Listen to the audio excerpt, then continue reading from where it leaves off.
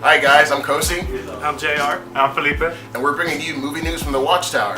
So first up guys, Wonder Woman! 1 month away. So what you guys think about Wonder Woman coming up? I'm excited.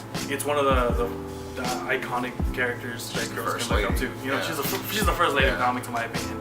I'm interested to see how they go on about the movie. I think Gal Gadot as the main, protagonist, as an actress, I think she looks the part. The question is, can she play the part? Yeah, like I was gonna say, here's the thing, like about Gal Gadot, she's an Israeli. She was in the military in Israel, so I believe wholeheartedly she can handle the physicality. Her acting, she hasn't proved much. She was in the Fast and Furious movies. She was in 999 last year. She was in Batman vs Superman when we first got first look at her as Wonder Woman. I wasn't impressed, but I was very impressed by just what she brought to it. Just I think the look and just how she carried herself. But again, I'm also with you. Like she hasn't proven much to me on her acting. So fight scenes were trash for Superman versus Batman. Batman versus Superman. That's the one thing that I really want to see improve, because when you think of like a Wonder Woman, she's the next biggest powerhouse to Superman. So she has her own fighting style, as mentioned earlier by some of the guys here. But I'm focused on the fight scenes. I want a great story, I want a good origin, but if the fight scenes are trash, I'm walking out, because I can't see like Wonder Woman just not fighting well. I understand. Yeah, so I think with this one also, I think we can trust with the fighting. I think we can put our trust in Patty Jenkins. She's the kind of director that knows how to get down and dirty and how to bring that realization to Wonder Woman. Wonder Woman needs that. It needs to feel real. It needs to feel gritty. It needs to have that kind of touch to it. But also, hearing in her interviews, she's kind of bringing the first Superman to it, because it's another time, and it should feel like it, and it should have those kind of values. And I think it's great that now 2017, it's been so long that we're getting this first female-led superhero movie. It's great to see it being handled this way, kind of like a first Avenger, Captain America. And it has that kind of look. So it's gritty, it's dark, and Wonder Woman, she's not a sit-down, watch soap operas, nail polish kind of girl. Nope. You know what I'm saying? She's the kind of girl that she'll be working on the Mustang, fixing the engine. Yeah. You know what I'm saying? She's That's where you took on to mama. Yeah. First you gotta find the boat to get off them mascara, but then you take her to mama. Then you take her to mama. So I'm really excited. So any thoughts? How about an opening weekend prediction? Like opening weekend numbers? Yeah. I'm predicting it's gonna break even. Okay. First week. Okay, so like 100, maybe not, maybe like a $75 million. Yeah, okay. In that range. I think it's gonna do decently well, and then as the weekend progresses, depending on how people go, it goes up or steady. I don't think it'll lose. I think it'll stay steady. All right. Yeah. Sounds good. All right. Moving on now. In celebration of the release of Alien Covenant this week, we are going to be talking about the Alien filmography here. Alien is it's a highly celebrated film series.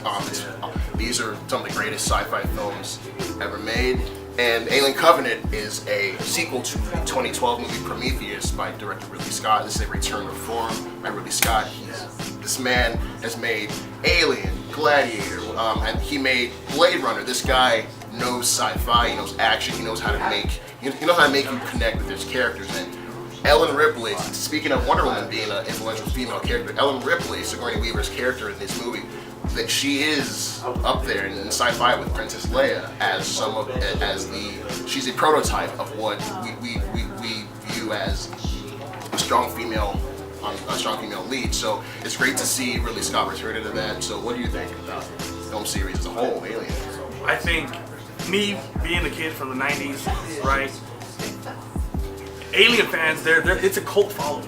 It's a cult following. Either you love it or you're scared. You're either in or you're out. You're in or you're out. Right. I am all the way in. Chest person all the like, way in. Like it's coming out of my chest. You know what I'm saying? Like I mentioned, these guys, I played the game on the Sega Genesis. I think the movie's gonna do phenomenal. Because from the moment I heard that Prometheus was coming out, I saw it, I was iffy about it, and then I stepped out, looked back in and said, okay, I see what they're trying to do. You saw what they're trying to do. I saw what they're trying to do. And now that we have the originals running the show, I think it's going to be, they're not going to let us down, because they know they have an expectation and they have to bring it to a new generation.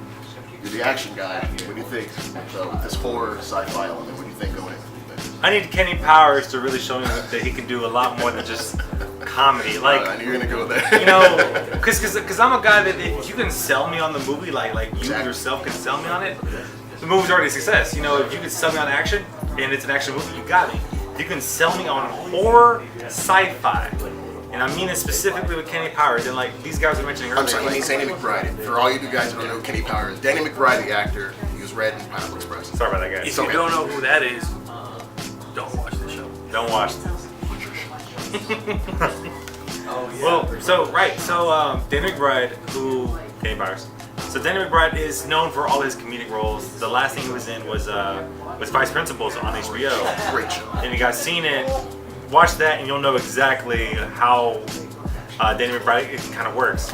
Now, my thing is, we got a superstar cast here, but only one guy that I feel as though can try and make me believe in the whole horror thing. And that is Mr. Magneto himself. I always blank on his name. So. Fassbender, you're right. Yeah, he's great. He's playing the android David, or I'm sorry, he was Walter in Prometheus, and now if you haven't seen Prometheus, I'm gonna spoil it for you. Spoiler alert. He was killed, and he's now ahead at the end of Prometheus, but now he's David now, and you're right. He brings that. It's like he transforms into whatever character he's playing.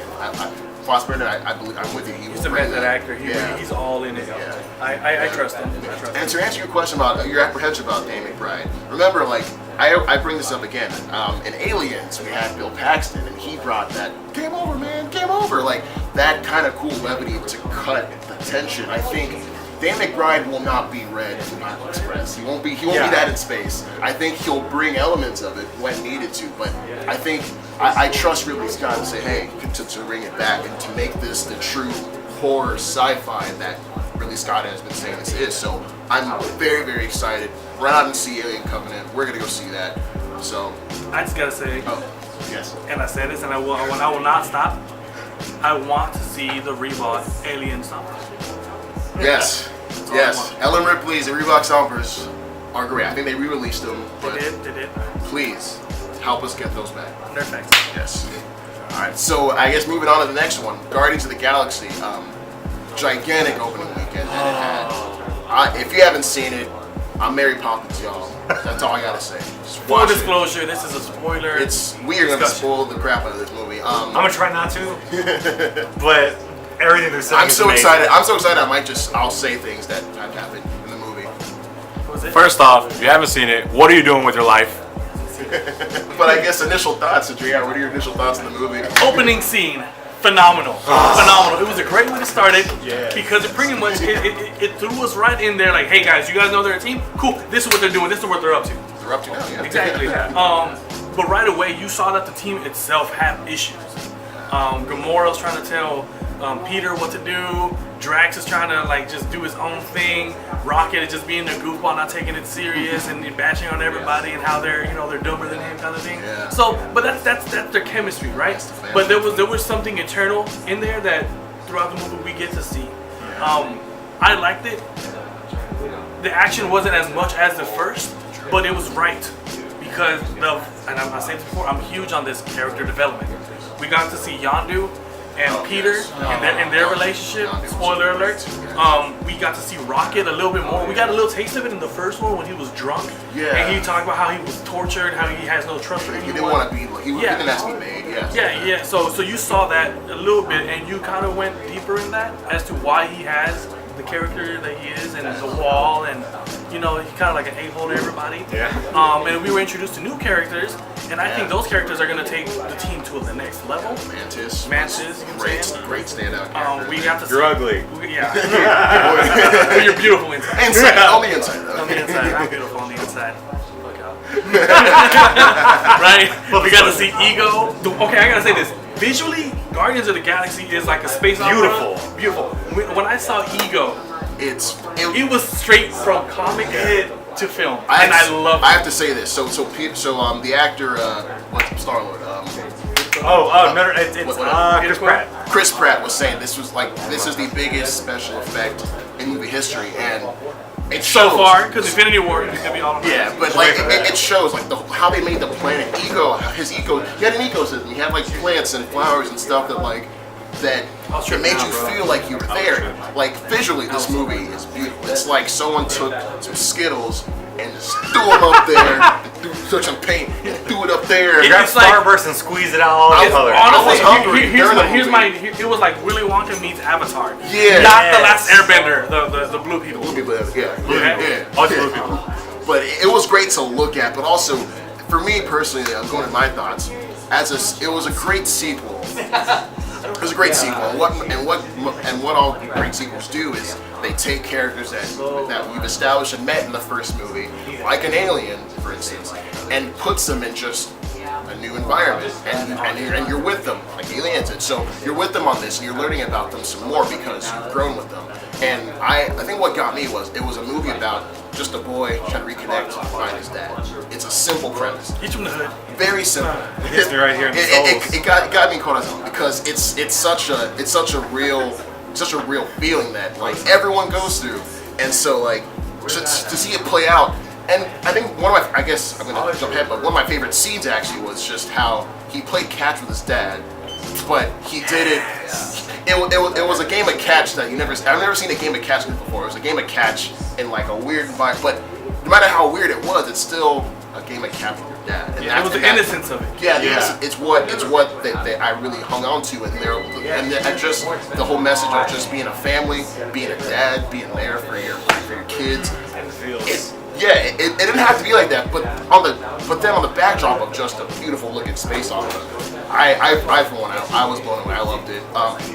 I didn't love it as good as the first one, but it's so hard to top the first one. That's a tough sell. So I love Guardians 2. I highly recommend it. Felipe, any last thoughts? If I had to piggyback on the idea of the sequel, I would compare this to The Matrix Reloaded. Like, it was a great sequel. It wasn't better than the first, but it took what was great and kept it running. And as far as like character development wise, oh my goodness, Rocket and Yondu had this beautiful like moment of just perfect understanding. Like, you know, you act this way and I act this way and I know why. You know, and there was just like this one huge mind-blowing moment when Ego revealed something to Peter about a very significant moment in his life, and it just blew my mind. I was like, that was the feels hardcore. I loved it. So here's my thing. Guardians of the Galaxy, if you haven't seen it, go see it. If you have, let us know what you thought. Okay? Now, I'm the type of person, when I see a movie, I want to see a movie. And when I watch a movie, yeah, I'm vocal about certain things because it's an emotion. Movies are emotional. Yeah. Recently, Felipe brought to light a certain situation about Guardians of the Galaxy and a lawsuit. You want to talk about it? Dude, okay, you know what? I'm gonna fight for all men everywhere who won. Like, you go on a date, man, you know, you're so excited to, you know. Before we begin, I am not in any way agreeing 100% to his further statements. This is a disclaimer. Proceed. So think about it like this. Let's say you're a guy, you think a girl's cute, you want to talk to her. First of all, guys are not every guy's got game or the swagger, so it takes a little bit for him to like talk to her, right? So he talks to her, he finally agrees, gets her to agree to go on a date. They go to see Guardians of the Galaxy, which I think would have been, you know, a good idea. You know, very funny, a lot of things for her to like. Colors everywhere. Oh my god. Now, then in like 15 minutes into the movie, she starts texting. Now, one, as a movie lover, and I'm sure Coach, you can completely agree with me on this. You do not text in a movie theater. Unless it's your mama saying come home or she's dying, you don't pull up the phone while people are trying to enjoy the movie. So on top of that, it's a date. It's the first date. Yeah. Now, this girl is texting. Now the guy, I don't know the situation exactly, but from understanding, he asked her to, you know, not text and watch the movie with her, right? Asked her nicely. She's like, cool, I'm gonna keep texting anyway. Then he's like, okay, can you please not text? They get, you know, into it a little bit. She gets up and leaves. Now, she was his ride back, which is another thing we get to. But so she leaves and he's suing her, saying that A, why'd you leave me all alone at the movie theater? And B, you just kind of ruined my experience of watching this amazing movie that I've been waiting for. Like, what the heck, guys? Moral of the story: don't be an asshole. Be nice to people. Especially if they're your ride. Yeah. Right? Be considerate. Is what we're Well, trying to actually, get at. she was his ride. Oh. Exactly. The plot thickens. That's what I'm saying. Especially if she was your ride. Don't be mean. She was the one texting during the No, movie. no. I'm saying like in the whole situation, you gotta play your cards right, bro. This is true. You gotta play your cards right. This is where I come to counter. First of all, bro, I'm an old school kind of guy. You treat ladies with respect. Women respect themselves equally. All right. You take out a girl. Hey, girl, pick me up. I don't know if you're just trying to have like a control test or whatever, but I mean, That's actually what I was gonna talk about. that's just me. why Like, the dude you- should be driving anyway. You know, Uber, man. You know, whatever. Uber everywhere. All right. So that was a little something to think about. Let us know what you think. All right. And next part. Power Rangers. All right. Power Rangers. Recently. All right. You ready? Power Rangers. Okay. So apparently, Power Rangers not being followed and doing well in China. China. I don't. That's crazy. As far as like box office, China is a huge market because they have such a large population. China is one of those places that you have to make it if you even want to break even. So for it to lose money, Yeah, I think 1.4, it made 1.5 in China opening weekend. It's not very good. I think the budget of Power Rangers in total came out to about $100 million. With if you add it just marketing, it's 120. So, but altogether worldwide so far, it's made about 130. That's not good. So, from a business standpoint, we might not see a sequel, which hurts because I really liked the new Power Rangers movie. I have a soft spot for it. I enjoyed it a lot. I guess not a lot of people wanted, like, I guess, gave it a chance, which sucks with a lot of these properties. So, it just sucks to see a property that we grew up with just not getting the love that we think it deserves. So, One thing. How do you tease Tommy Oliver and then just not give me that movie? Yeah. Like, yeah, it's not cool. Yeah, they kind of. It's just how the industry works, man. But I guess you took everything I was about to say and delivered it so beautifully. just so, you know, so I just, eloquently. Thank you. thank you. I guess, and our last rapid fire topic is pirates have stolen the Pirates movie. Spoiler. See what we did there? No, seriously, like actual hackers like stole the digital copy of the Pirates movie and are holding it for ransom. Mickey, don't play that game. Bob Iger, president of Disney, you don't play that. You hackers, he gonna find you, and he gonna get his stuff back. Is all I have to say. It's Goofy's gonna show up to your house with a bat. yeah, it's really funny to see that like it's kind of like art imitating life a little bit. It's like, oh, that they actually stole it. I got a big kick out of it. So tell us what you think about that situation in the comments. I'm curious. Are y'all excited for the Pirates? I'm a big fan of the Pirates fan. I'm a pirate. Oh wait, which pirates are we talking about? Pirates of the Caribbean. Caribbean. Oh, let's talk about the hackers. Oh. Like, I guess before I leave you today, we have a recommendation that because we're not all just Prometheus alien watchers. We have other tastes, and my recommendation for today is La La Land, 2016 almost winner. You know what happened there. Actually, Moonlight won the 2016 Oscar, but 2017 Oscar. But this was also in the running. And La La Land is a great movie. It's directed by the Whiplash Helmer David show. Stars Ryan Gosling, Emma Stone. They're very talented people. I didn't know that Gosling and Emma Stone could sing or dance coming in, and I was really blown away by just cinematography, the dancing, the acting, just all the stuff that they had to offer. So, highly recommend watching La La Land. But thank you guys so much for listening to us. This has been Movie News from the Watchtower. I'm KAOSI. I'm JR. And I'm Felipe. See you next time, guys.